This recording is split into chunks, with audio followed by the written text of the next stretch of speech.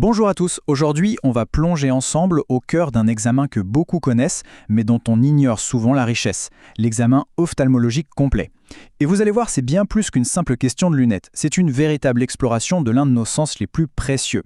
On a presque tous déjà vécu ça, non? Ces petites taches ou ces filaments qui se baladent dans notre champ de vision, surtout quand on regarde un ciel bien bleu ou un mur blanc. Eh bien, ce phénomène, très commun, c'est notre point de départ pour comprendre les signaux que nos yeux nous envoient. En fait, avant même que le médecin ne commence son examen, il faut savoir que nos yeux nous parlent. Ils nous envoient des signaux, des symptômes pour nous dire quand quelque chose ne va pas. Apprendre à les écouter, c'est la toute première étape et elle est cruciale.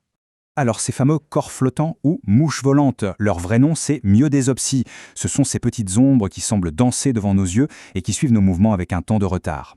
Dans la grande majorité des cas, ce n'est rien de grave, c'est juste le signe que le vitré, la gelée qui remplit notre œil, change avec le temps.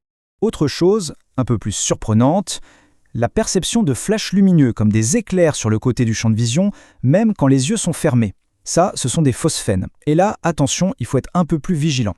C'est un signal qui peut vouloir dire que le vitré tire sur la rétine. Et ça, il faut le surveiller. Et puis, il y a ce symptôme-là qui est vraiment très parlant. Imaginez que vous regardiez des lignes droites, comme le cadre d'une porte ou le quadrillage d'un carrelage, et que vous les voyez se tordre, onduler. Ça, c'est ce qu'on appelle des métamorphopsies. C'est un signe vraiment caractéristique d'un problème au niveau de la macula, la zone centrale de la rétine qui nous sert à voir les détails. La douleur, évidemment, n'est jamais à prendre à la légère, mais il faut faire une distinction très importante. Une douleur de surface, la fameuse impression d'avoir un grain de sable dans l'œil, ça nous oriente souvent vers une conjonctivite ou une petite irritation. Par contre, une douleur profonde, intense, sourde, là, c'est une toute autre histoire. C'est une véritable sirène d'alarme qui peut signaler une urgence, comme un glaucome aigu.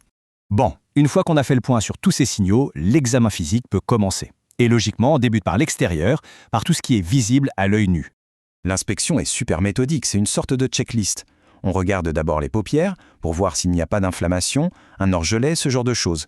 Puis les glandes lacrymales, pour comprendre un larmoiement excessif. Ensuite, on passe au blanc de l'œil et à la cornée.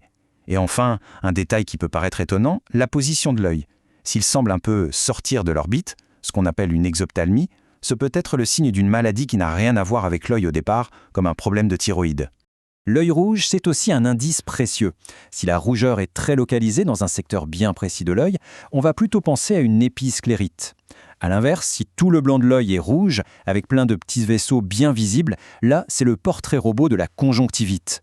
Parfait, l'extérieur c'est fait. Maintenant, il est temps de plonger à l'intérieur, de faire un véritable voyage au cœur de l'œil pour comprendre comment on explore ses structures internes et comment fonctionne la vision.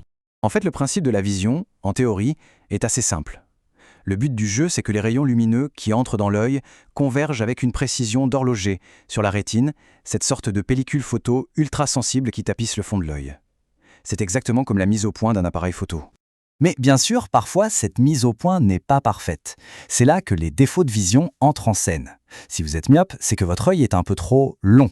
L'image se forme donc en avant de la rétine et du coup, le loin est flou. Pour l'hypermétropie, c'est tout l'inverse. L'œil est un peu trop court, l'image se projette en arrière et c'est la vision de près qui devient plus difficile. La pupille, ce petit point noir au centre de l'œil, est une mine d'or d'informations. Sa taille nous dit déjà beaucoup de choses. Trop grande, c'est une mydriase. Trop petite, un myosis. Un reflet un peu blanchâtre, c'est un signe d'alerte. Mais le test le plus incroyable, c'est sa réaction à la lumière. Ce simple réflexe, qui paraît anodin, permet de tester tout un circuit neurologique complexe qui monte jusqu'au cerveau. Est-ce que vous saviez que notre œil est sous pression en permanence? Non, pas une pression psychologique, une vraie pression physique, comme un pneu de vélo. C'est un liquide, l'humeur aqueuse, qui est produit et évacué en permanence, qui maintient cette tension idéale. Et cette pression, elle doit rester dans une fourchette bien précise, en général entre 10 et 20 mm de mercure. C'est une mesure absolument capitale. Pourquoi? Parce qu'une pression trop élevée, c'est le facteur de risque numéro 1 du glaucome, une maladie très sournoise qui abîme le nerf optique sans qu'on s'en rende compte. Bon, maintenant qu'on a vu les bases, on va aller encore plus loin. Pour avoir une vision complète, il faut des outils plus sophistiqués, capables de nous montrer des choses qui sont, en temps normal, complètement invisibles. L'examen du fond d'œil, c'est sans doute l'un des moments les plus importants. Il nous permet de regarder directement la rétine, la tête du nerf optique et tout le réseau de vaisseaux sanguins. C'est d'ailleurs le seul endroit du corps où on peut observer des artères et des veines aussi directement, sans aucune chirurgie. C'est une vraie fenêtre ouverte sur la santé cardiovasculaire globale.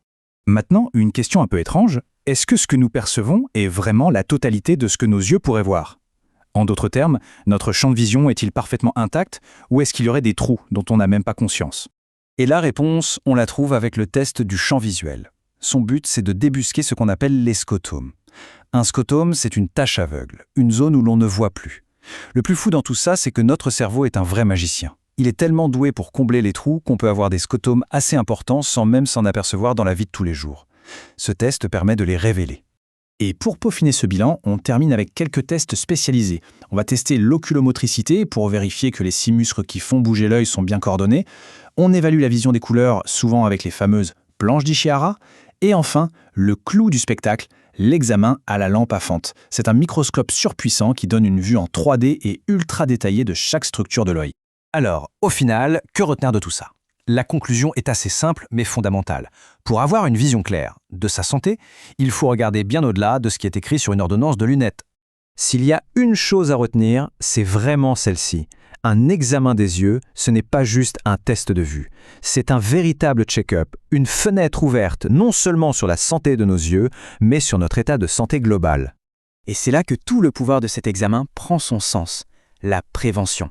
Détecter très tôt un début de glaucome, des signes de rétinopathie diabétique, ça permet d'agir tout de suite, avant que les dégâts ne soient irréversibles, et de préserver ce sens si précieux qu'est la vue. Donc, pour finir, je vous laisse avec cette simple question. À quand remonte la dernière fois qu'un professionnel a vraiment pris le temps de jeter un œil à votre santé en regardant au plus profond de vos yeux? Ça vaut le coup d'y réfléchir.